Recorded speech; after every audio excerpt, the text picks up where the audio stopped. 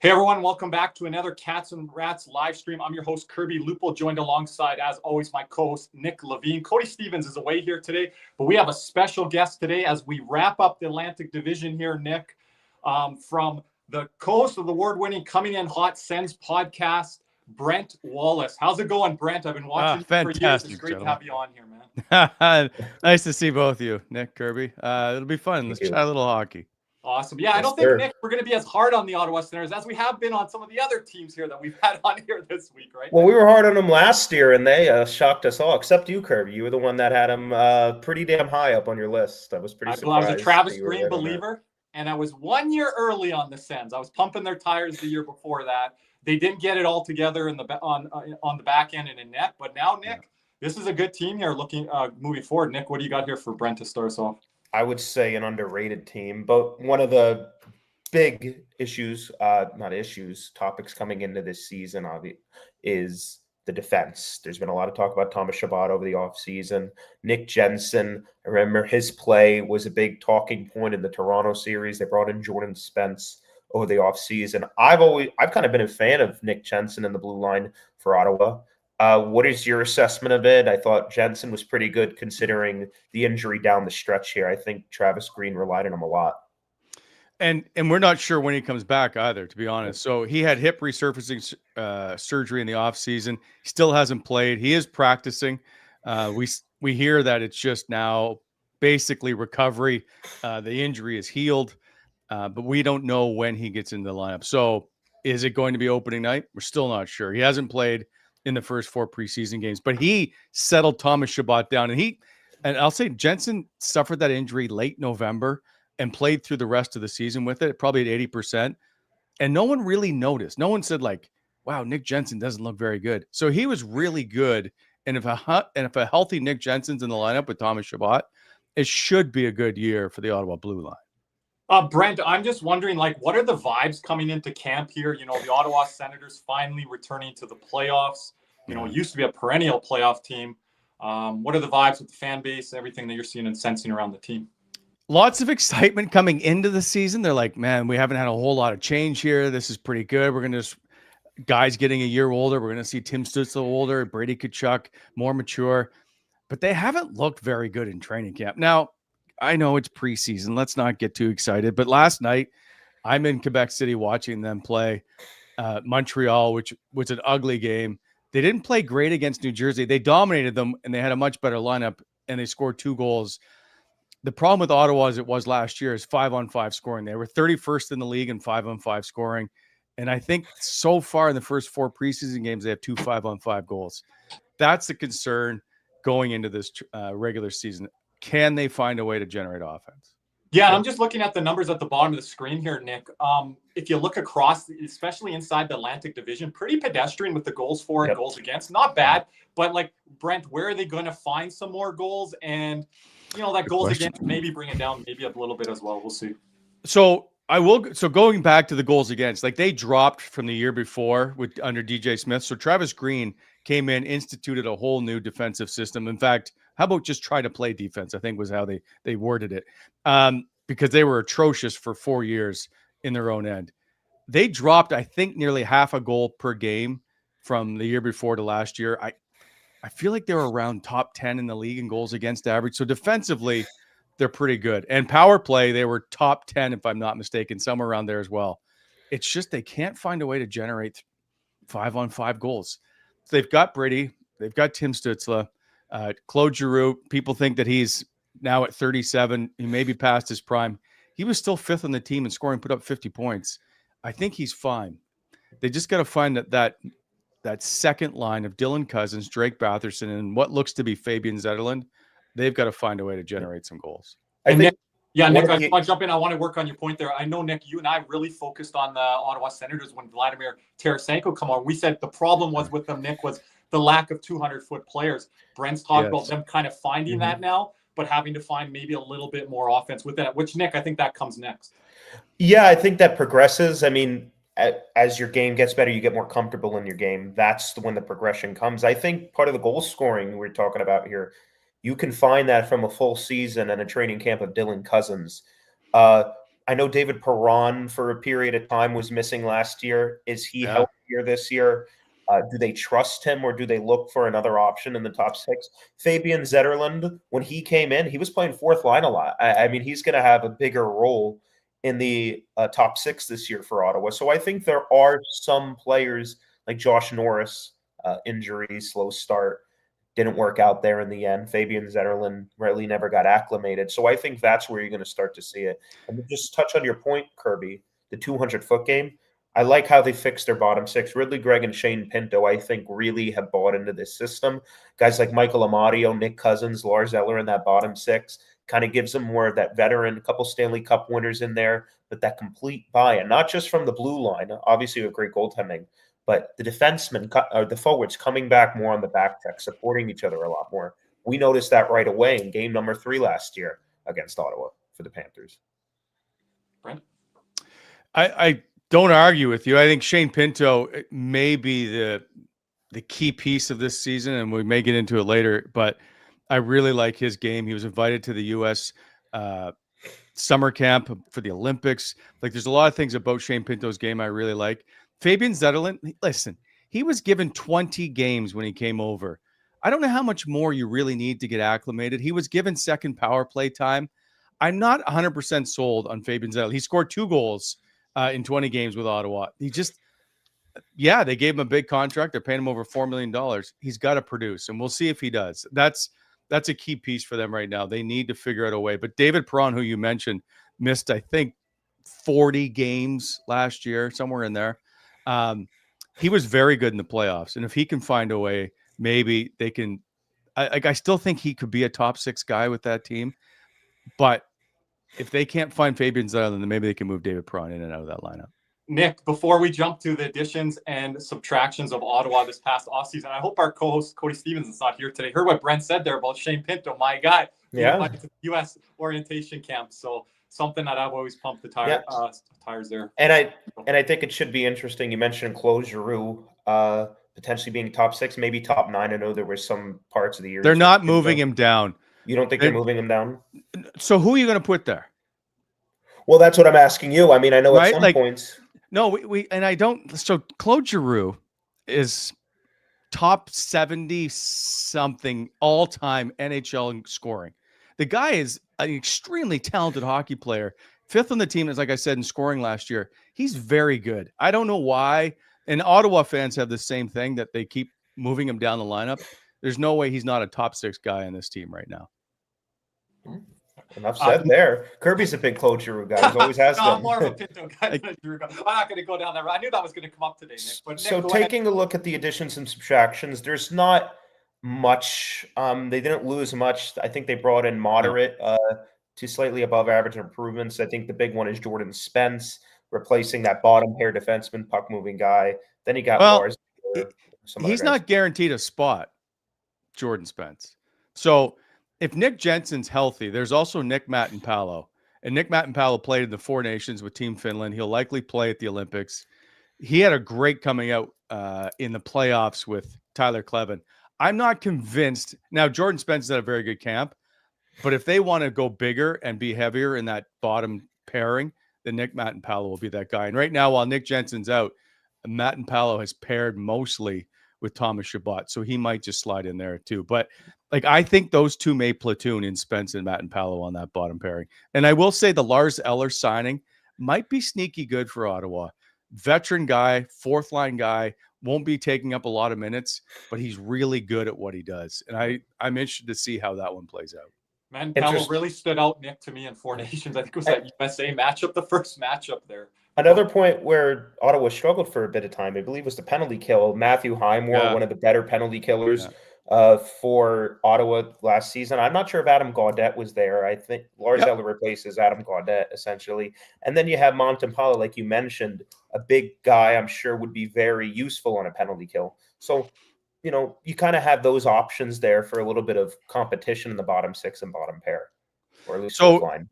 Their top penalty killers right now will likely be Ridley Gregg as their number 1 type. They're going to put Tim Stützle there this year. Claude Giroux kills penalties. Shane Pinto, obviously, is their probably best defensive center on the team. They've got options, but that penalty kill, it drives people crazy in Ottawa. And it's a diamond formation, and it allows too many open shots. And it's driving people batty to watch this thing play out. But if they can get it fixed, it might be okay. But right now, people strongly object to this penalty kill. I know Nick's going to jump in here because he's going to mention something that he's talked about our penalty kill a couple of years ago. But Nick, before you do that, I think the advantage Ottawa has over Montreal, and you know how I'm on Montreal, Brent's heads might explode after me hearing what I'm going to say about Montreal. But I think where Ottawa's ahead of Montreal, Nick, is the penalty kill options and personnel that they have. Yeah, and I think that's kind of, again, we talk about the progression there with Ottawa and the maturity of their game. I think Montreal a little bit further behind in that regard, obviously losing key pieces there. One of the things I was actually talking about in the penalty kill is when Paul Maurice first came in, people talk about when we lost to Tampa, got swept by Tampa, or losing to Tampa. People are like, oh, the power play sucks. I'm like, that's true, but we couldn't kill a damn penalty. Now, I know it's Tampa Bay Lightning, but we couldn't kill a damn penalty. And I think one of the most underrated parts of our Stanley Cup runs this past couple of years has been our penalty kill. We've had guys like a couple of years ago, it was Kevin Stenlund, who was outstanding. Last year was Tomas Nosek, guys like Etulo Starinen, Reinhart, Lundell, Barkov. It's guys up and down the Okay, you can stop now anytime. Tell him, Brent. But also, Nick, like the scheme that was implemented by Paul Maurice. Scheme was the most important thing. You take a look at a team like Carolina, very aggressive to the puck. They'll kind of almost let you enter in the offensive zone, but then after that, they're swarming you. I've always kind of been against the sit back and let your size kind of just get in the lane and block a shot penalty kill. I think you need to be a little bit more aggressive to the puck, especially the guys out there who are on the power play. They're skill guys. I mean, if you give them time, they'll find a guy. So I think being a little bit more aggressive to the puck, forcing them to make a quick play, that's going to be important. Maybe they have the guys to do it this year. I'm not sure, but we'll see how it goes. But I agree with you on the penalty kill. Nick, what else we got there on our addition and subtraction? You want to throw Brent's Arthur Kaliev, and then there's not really much else. Hamonic and Gilbert on their way out. So I will say, like, Kaliev and Lixell both on two-way contracts. Kaliev's been okay in the training camp in the preseason games. Lixell's arguably been Ottawa's most noticeable forward. And I think if they go to 13 forwards, which likely they're going to do as they start the season down in the Sunshine State where you guys lovely are, where you hang out, I think he probably may make this team out of camp. He's looked really, really good. And he brings them some speed. And he's another defensive type guy who can maybe add some offense in that bottom six. I do like the Lixell signing. He's looked pretty good so far. Nick? Yeah. I was wondering about Lixell. Is he a big guy? Not really. No. I would liken him to maybe a Ridley Gregg. I'm assuming, I think he's around 6 foot. He doesn't look overly big, but I think speedy winger type when I watch him play. Yeah, I think Ottawa could use some depth there in the bottom six. I don't know. Do they have any guys on PTOs? It doesn't seem like they. Okay, so we'll see what happens there. I mean, Panthers brought in a bunch of guys on PTOs. Surprised Ottawa wouldn't opt for the same thing. There's just no spots. Like your PTOs, rarely do they get signed, and I think we just saw 5 released yesterday, maybe. There's just no spot for them. If you've already got guys signed to contracts, it's tough to find and work a PTO in. Basically, Arthur Kaliev is on a PTO for the most part, because if he doesn't make the team, he's playing in Belleville in the AHL. So they had their roster spots basically spoken for it before camp started, and they didn't want a lot of change. They just wanted to work with the guys they had, and that's what they did. I rarely have I seen a PTO work out, and I've covered the league 30 years in Ottawa.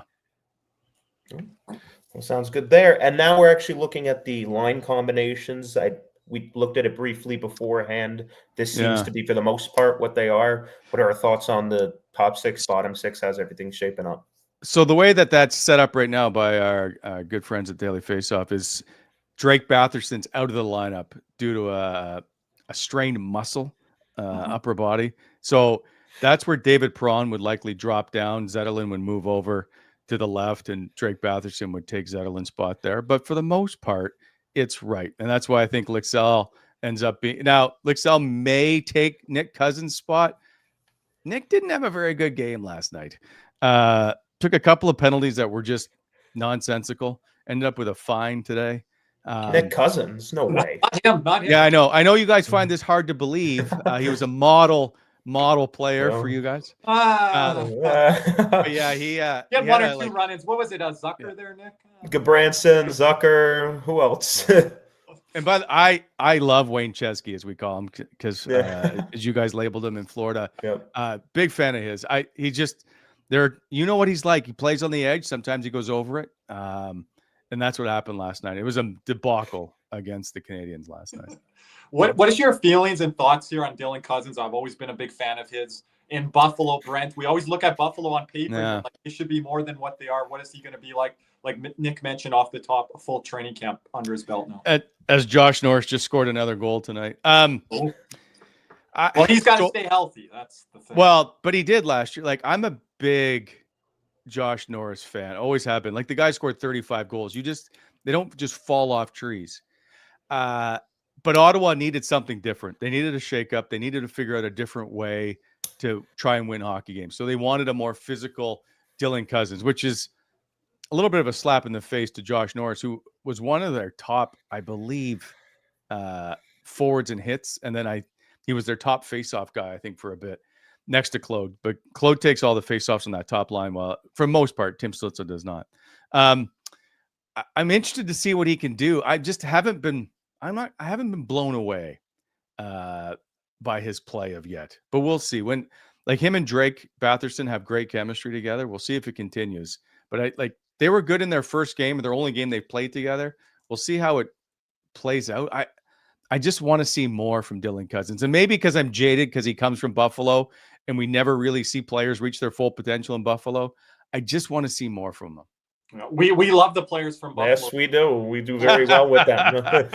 As you celebrate 2 Stanley Cups. Yeah.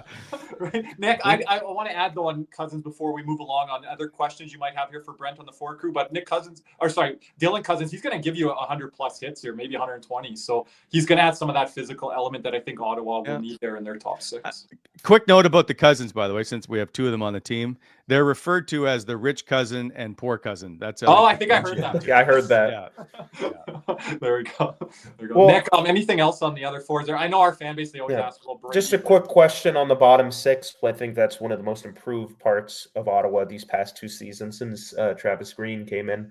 Where do you see Zetterlund moving down, and what are your thoughts on the makeup with like Amadio and Lars Eller on a 4th line, and how things shake up in a mix and match game league really at this point with your bottom 6? So a couple of points. One, because Steve Stais gave Zetterlund a ton of cash, they're going to give him every opportunity to try and succeed on that second line. And he does generate offense. He just can't score. It's wild to watch. Like, you would think he'd have 3 goals a night the way he plays. He just can't score. So Zetterlund will play on that line with Batherson and Dylan Cousins, unless something drastic happens or unless they start to struggle. But that Amadio, Greg, and Pinto line, which is called the gap line, they're very good defensively. That's a really good line. But David Perron played on that line last year with Ridley Gregg was moved around. And so there is like options for them to move guys around. I don't know that David Perron's a 4th line player. It just seems weird to me. So maybe injuries will continue to play a factor here as we start the season. But right now, I don't know where David Perron fits, but he's not a 4th line player for the Ottawa Senators by any stretch of the imagination. He looked really good in the playoffs last year. I think he looks okay now. But you know what veterans are like when it comes to the preseason? They're not going at 100% here. David Perron's placement in this lineup is interesting to me. Nick, I just like on paper here, you see the injury, obviously, for our own Aleksander Barkov, some of the other change in alignments within the division. You just look at this Ottawa Senators team down the middle of the ice, and like Brent mentioned, with an injury to Batherson, you're able to sustain stuff with the middle of the ice here. Yeah, and I think you take a look at the bottom 6, particularly the 3rd line. I know Panthers' 3rd line gets a lot of credit. I think this is one of the better 3rd lines in the NHL when you take a look at how these guys can perform. I mean, everybody I've ever heard talk who's paid attention to Ottawa Senators hockey or Shane Pinto raves about him. Like, I haven't heard anybody talk bad about Shane Pinto as a player. I mean, and I watched him. I don't watch him too often, so I'm interested to see how he looks this year. Ridley Gregg, Michael Amadio. I agree with you on Perron. I'm not sure exactly where he fits. I mentioned to Kirby before that if it's not a fit or if he gets off to a slow start, could it be a trade candidate to clear cap to make a bigger move? There's a lot of options on the table potentially for Ottawa. And to go back to the middle of the ice, down the middle of the ice may be their strongest point. Like you can put Lars Eller, who's a Stanley Cup champion, on your fourth line, he's just a very smart hockey player. Shane Pinto. Okay, here's my crazy little take that I've said a couple of times. I think Shane Pinto will be your number 2 center before the end of the season. Wow. And by yours, I mean the Ottawa Senators and not the Florida Panthers. I'd be crushed if he was ever to leave. He is so good. He's extremely smart.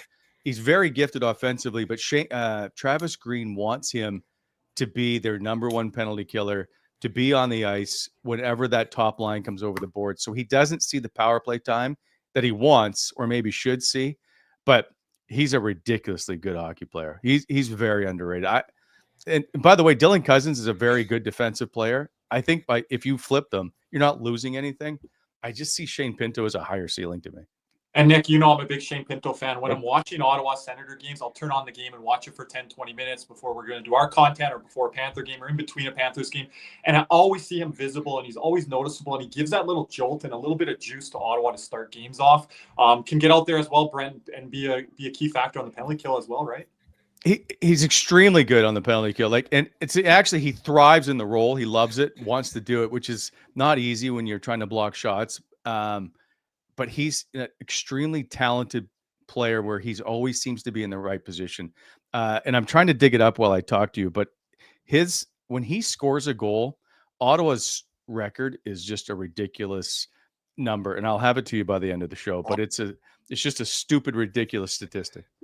Yeah, really kind of a game. I always call it an X factor there. Nick, as we transition over to the defense. Yeah, we talked a little bit about it earlier. Nick Jensen in recovery mode now for hip surgery over the offseason. Jordan Spence brought in from LA via trade just before July 1st. Nick Montempoolo, as of right now, according to Daily Faceoff, is projected as the 7th defenseman, although, as Brent said, could be on that bottom pair, however they opt to go for it. What are our thoughts on how this defense core shapes up?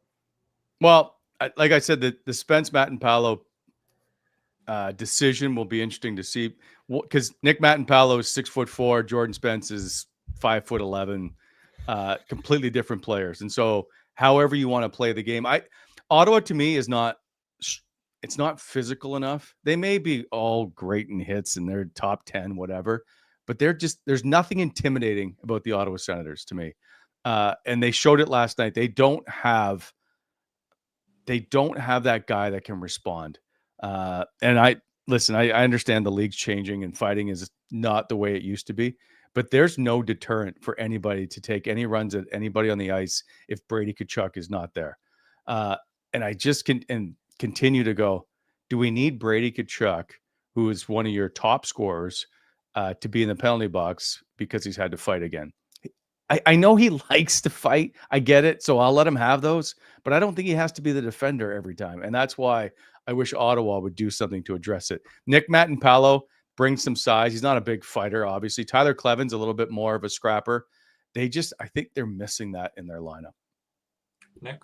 Yeah, I think we've seen it a lot over the past couple of years. Big physical defense. They don't need to drop the gloves. They don't need to pound a guy's face in, but they need to be able to be present in the corners. Like you could go from Vegas to Florida. They have guys. They don't get pushed around.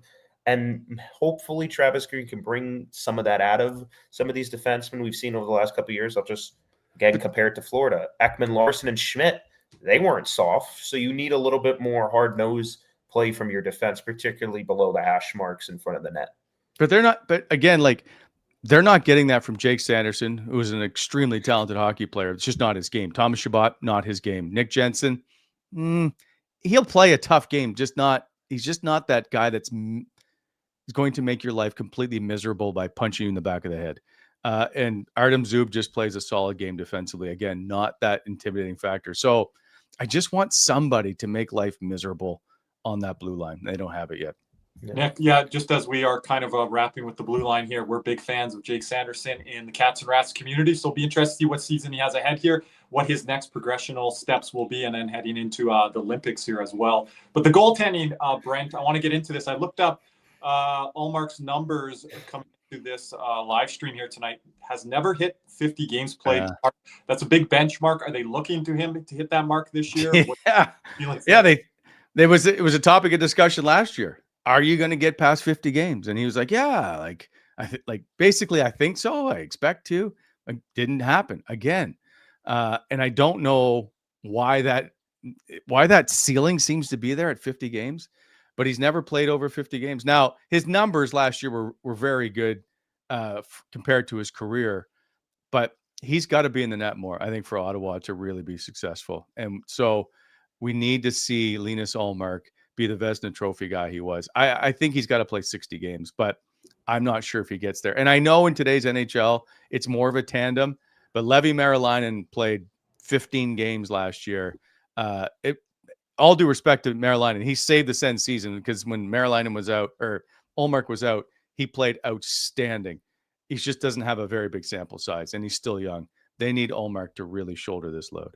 Nick, anything on Ullmark? And I think where I've taken my L with the Ottawa Senators over the last couple of years is I expected more of that backup goalie and that 1A, 1B combo, whether it be Anton Forsberg with the injuries, double knee operations, I believe. And then as well, Jonas Korpisalo that was very high on coming into Ottawa, and he kind of hit the skids. So Nick, that was kind of the problem, I think, with Ottawa. That's a very underrated loss, Anton Forsberg. I thought it was a very solid goaltender for multiple years now. I will completely disagree with you. Really? Oh, really? Absolutely. Yes. So Anton Forsberg, great guy, just never got the job done for Ottawa. Now, mind you, they were terrible defensively, but Anton Forsberg was never the answer. Never. Well, so when you have Levi Meriläinen, an unproven backup goaltender, usually I wouldn't say this, but Linus Ullmark has had injury issues in the past. Yep. He's aging. He's not getting any younger. And now you take a look. How old is he? 33 now? Ullmark? 33, 34 years old, maybe 32. Never hit 50 games, just got that new deal at the beginning of last season. There's a lot of pressure on him. And I think asking a guy to go from 47 starts with his injury history to upwards of 60 without having more insurance at the backup goalie position, I think would be a bit of a risk. You got to, but all due respect, you didn't watch Meriläinen play last year, right? So watching him play, he is a extremely confident goaltender. I will say this, I didn't have any faith in when they called up Levi Meriläinen, and the only reason they did was Mads Søgaard, who was the heir apparent, wasn't getting the job done. Yeah. And Meriläinen came in and was an extremely solid goaltender for the age he was, and they rave about the way he goes about his business and how he prepares. He's miles ahead of Mads Søgaard and where Søgaard is at this point. Yeah. I'm usually with you in agreeing that young goaltenders aren't always the answer, but Meriläinen, if he continues what he did last year, looks very, very good. One of the big problems I have, and I'm sure his game, how he approaches the game is very good, but I'm kind of struggling young goaltenders as backups. That's kind of almost tougher than just when you're starting multiple games in a row and you're going. I think that takes a different approach when you're sitting behind a guy like Linus Ullmark for maybe 3, 4, 5 games. Then you get in one game and then you win another 3, 4 games. We've seen young goaltenders have trouble with that. I could point to our own again, Spencer Knight. I point to many other guys that have young guys have had trouble with that. I think for Meriläinen, I think maybe one of the reasons that was the case is because he was starting so many games in a row. He was just in a groove. You've heard goalies talk about that a lot. So it'll be interesting to see how he approaches the different allocated starts. I'm interested to see how much Travis Green relies on him in season, especially early on in the year. Do they go with Meriläinen a little bit more often? And then, with the schedule now too, Nick, with the Olympic condensed, right? Does that change their approach? So I don't think it's a huge issue, but I think if Ullmark gets hurt, it could be all right. But I do worry a little bit mainly because of Olmark's health concerns. And you hope because the defense has taken a step forward to where I liked Anton Forsberg. You said it, Brent. They didn't have people there helping your goalie out. You need to have that in the back end. No. Nick, do we want to kind of transition finally here to close, kind of predictions and everything like that? Nick, want to go first, Brent? I will go first. I have Ottawa at around 93 to 96 points. I have them wild card 2, behind Montreal. I think it's a little very bit less solid. Than last year. They're at 97. Yeah, around that. I think it'll be a little bit of a slow start for them personally, and I think I'm really high on Montreal again, like you, Kirby. I think Ottawa has been underrated this offseason. A lot of people picking them to miss the playoffs. I think teams like Washington and Columbus are gonna take a step down from where they were last year. I think that opens up room in wild card 2 for Ottawa. Wild card 2. Yep, that's where I'm at too, Brent. Wild card 2 might be a little bit higher. Wild card 1, they could be jostling with our very own Florida Panthers as we're adjusting where we want to have them now with this Aleksander Barkov injury. I've seen people, Brent, that have them as high as 2 or 3 in the division. Wild card, and like Nick, you mentioned, I've seen some people have them out of the playoffs. So I think this is the biggest variance team within the Atlantic Division. They got to find a way to score more goals, keep goals out like they did last year. You mentioned Brent, and I'm very high on having 5 teams on in the Atlantic Division. So I would have Ottawa in that mix there with the Montreals, Tampas, and Floridas. If where I have Toronto a little bit higher up. Brent, this Atlantic Division's an absolute disaster of a mess. Like, just imagine being one of these. Like, who doesn't make the playoffs? Like, it's wild to see how tight the Atlantic Division is. It makes every game fun and means something. And everybody sees it, their team, when they cover them differently. Florida's interesting to me because 1, they've played a ton of hockey in the last 3 years. We all know this. 2 is if you don't have Barkov in your lineup, we all know how valuable he is. And also Matthew Tkachuk out until December-ish. Yeah, that's what they're saying. Like, those are 2 big holes in your lineup. And now, granted, you listed all the players that they have in their lineup. They have a very deep. We don't have to. I'm not stating the obvious here. They're very good. I'm just curious, how do they start the season? Tampa is interesting to me. Are you high on them? I'm not as high on them as other people are. I'm not. At some point, Tampa is like Boston doesn't need to. It will take a step back. I don't know if it's this year or not. And the reason I say all this is because I think Ottawa can go from missing the playoffs to being second in the division. Because this whole entire Atlantic Division, something's going to happen. And does Toronto struggle without Mitch Marner? Do they have the answers in goal?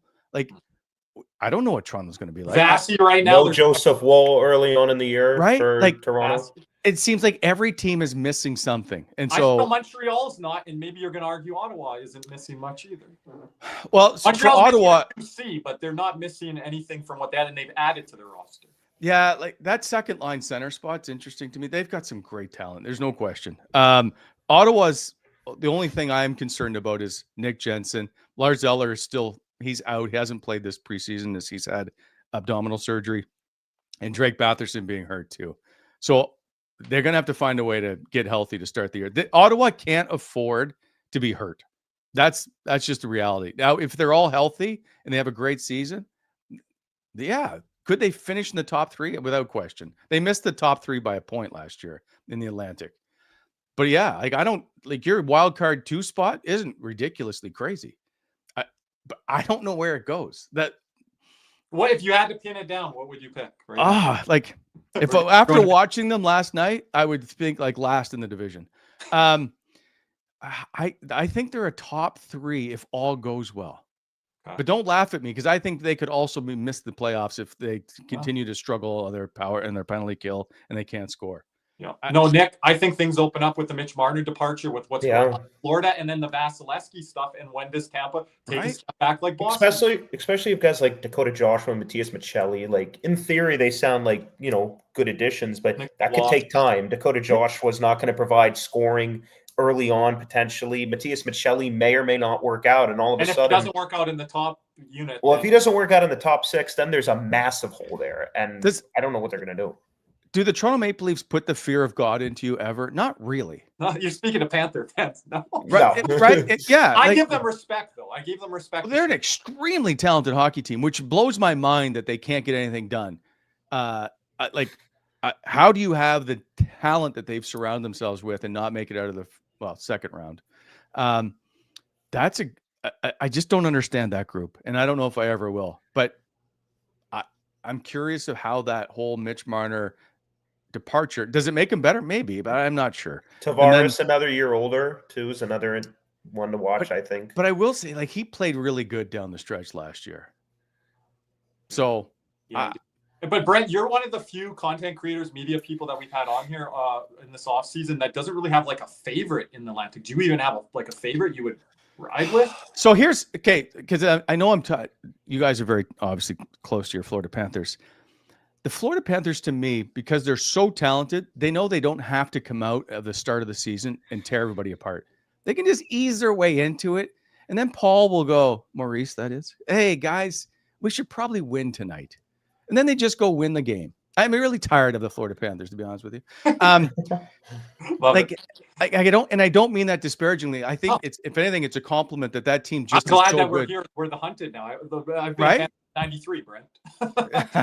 So I have some Mike Huff. I used to when he was the captain, he played in the AHL in Fredericton where I grew up. Oh wow, the overtime hero on the Philadelphia Flyers series. Yeah, Doug McLean coached me at hockey school. Oh, he did. Yeah, we've had Doug on here a couple times. Obviously Jacques Martin, I know really well. There's a few anyway. I'm a big fan of the Florida Panthers. I'm not sure that they're even.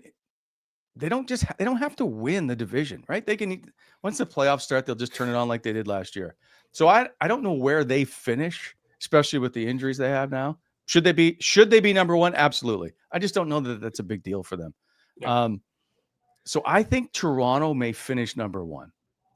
Really? That's what I have. I think now but the Tampa wall thing could. kind of concerns me a little bit, Nick, but I did pick Toronto. I think Tampa will originally at Florida number one, but I think Tampa now might because there's just so much talent. What? Yeah, maybe you're absolutely right. It opens up the door for them too, but it opens it up for Ottawa and Montreal like it might for Tampa. It's so weird. Like, how do you count against a team that's got Victor Hedman and Braden Point and all these guys, Anthony Cirelli play? Like, that's still a really good hockey team, but I never know what's going to happen with Tampa. Here's my question: find that depth down the lineup, Brent, to be able to catapult. Yes, and they got to sustain it. They're like Ottawa. I don't know that they can afford a key injury. Right. So you brought up Joseph Wall. I was always a big Anthony Stolarz fan, and you guys would know him really well. Oh, yeah. Can he not carry that team? Oh, I'm not the biggest Stolarz. I'm a Wall guy. Nick, you jump in. I've never seen him carry it. Like, 30 games. A lot of people don't talk about this. Like, I know he got hurt. That's part of it. Rob Tallis did a lot with his fundamentals, but I'm seeing him in Toronto kind of go back. Joseph Wall started more games than him last season. I know injury played a role in that, but he's going to be tested in a way he really hasn't been before, and it's going to be interesting. For the first time, right? Yeah, I mean, again, do I think more than likely it'll be fine? It's a good team in Toronto, but if they struggle to score, if they're having issues at the beginning of the year, which I could totally see happening. You could see Toronto really hover around that 500 spot. And that opens up for Montreal and Ottawa to jump. Correct. And now all of a sudden it's Dennis Hildeby. I don't know. I really don't know on Anthony Stolarz. That's the biggest question for me. Fair enough. He was on my list when Ottawa needed a goaltender before they brought in Linus Ullmark. Like I didn't watch him enough, but I just saw his numbers and saw when I did see him play, and he seemed to play against Ottawa really well. I just liked his game. Just thought he could be perhaps that guy.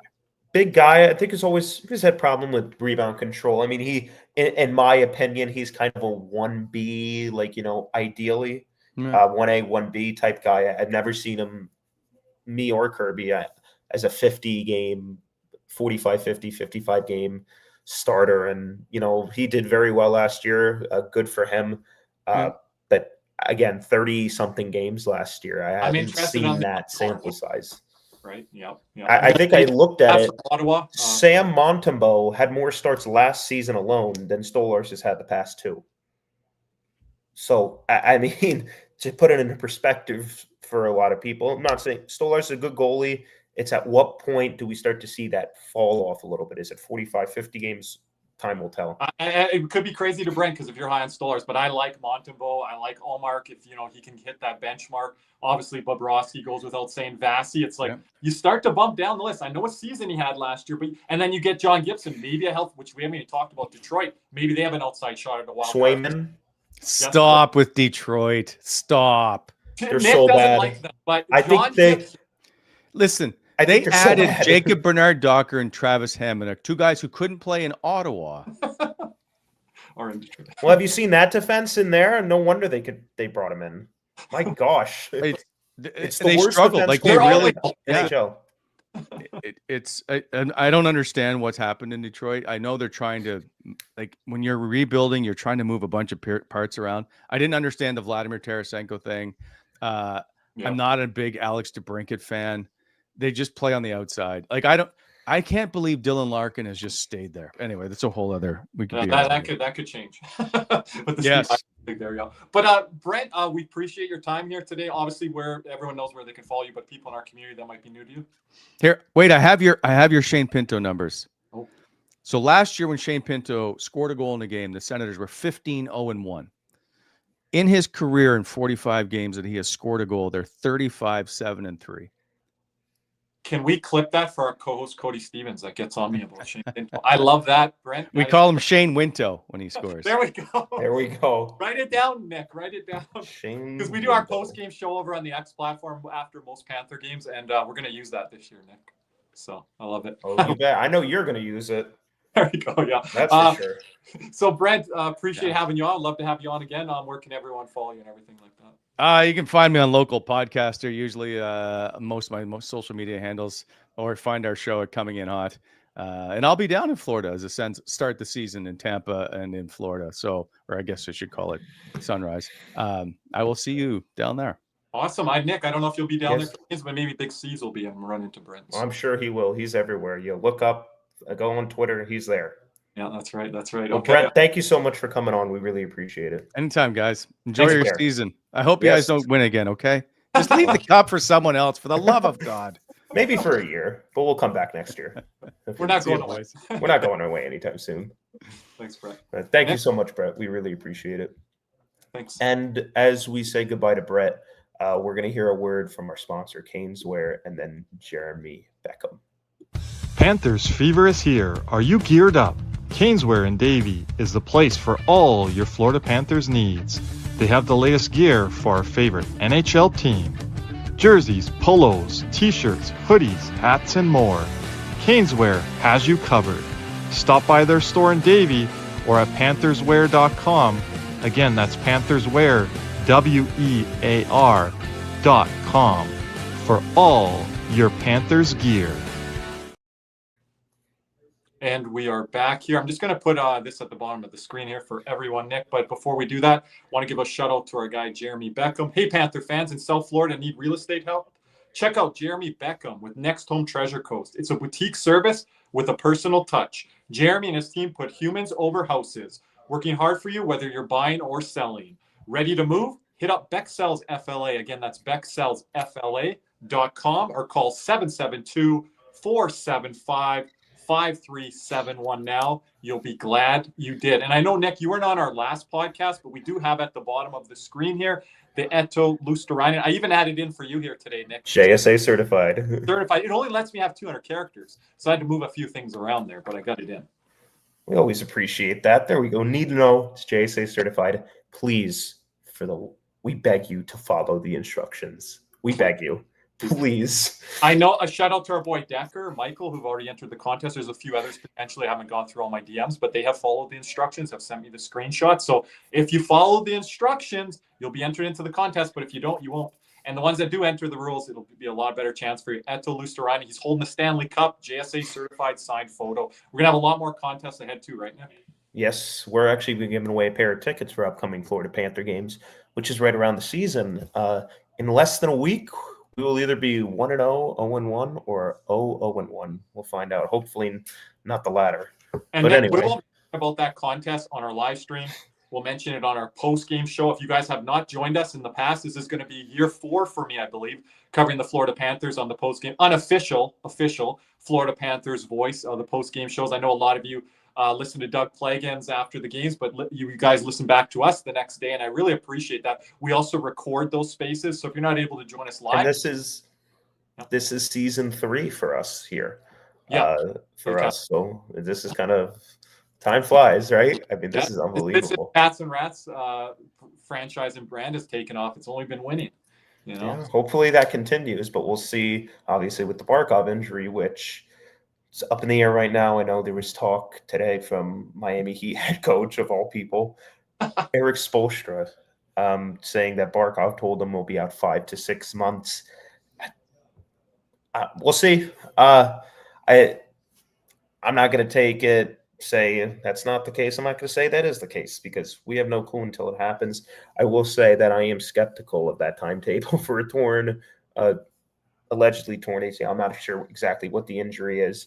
Panthers released a statement a couple days ago when Barkov had surgery, mentioned it was 7 to 9 months, 5 to 6 months. That puts him back February, March, as opposed to April, May, June.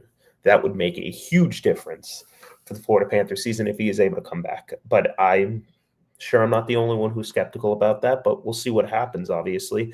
I think, Nick, just to jump in, if it's going to be that shorter time frame, which I'm skeptical of right now too, I think you're looking at more of that, $3.7, $3.8 million center versus an $8-9 million guy. I'm going to say this right now. Evgeny Malkin is a name.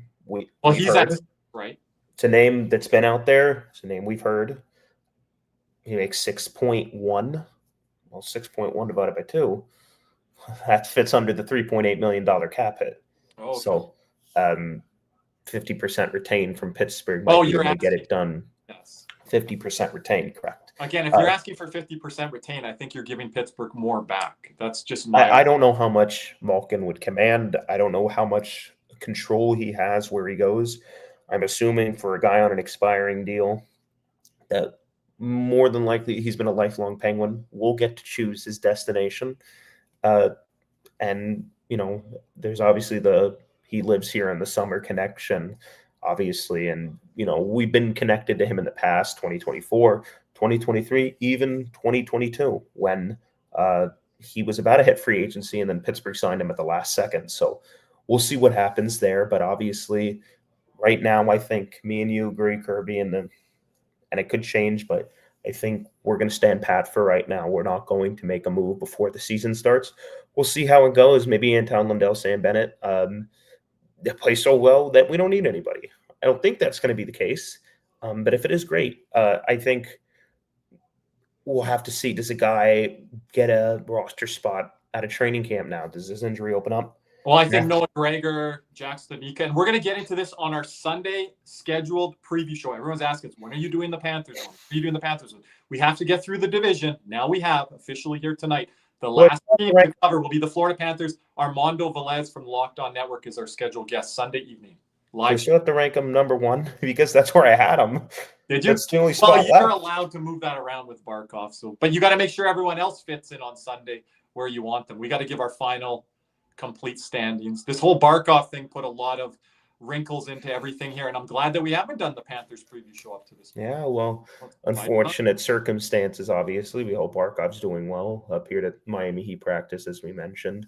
Panthers home opener, October 7th, next Tuesday at 5 o'clock Eastern.